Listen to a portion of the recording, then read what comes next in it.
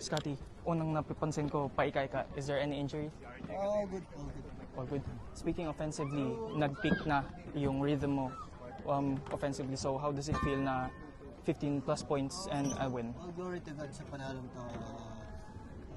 Yun lang yung I think as a team, nakuha namin yung rhythm.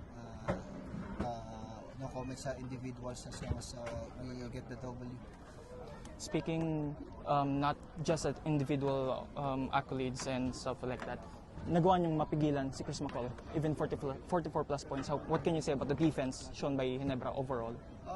Credit to our coaching staff sa adjustment and sa team. It's a total team effort. So, hindi naman siya na-stop, although kahit pa paano nalimit namin konti yung mga gusto nilang gawin. Scotty, you've been with so many finals, 2-1 lead heading into Game 4. What does this lead give you? For us, wala pang advantage para sa amin. We know TNT will come back stronger, and I think for us we have to be ready sa next game kasi wala pa kaming nagawa talaga totally. Scotty, gaano ka-importante yung games na ganito?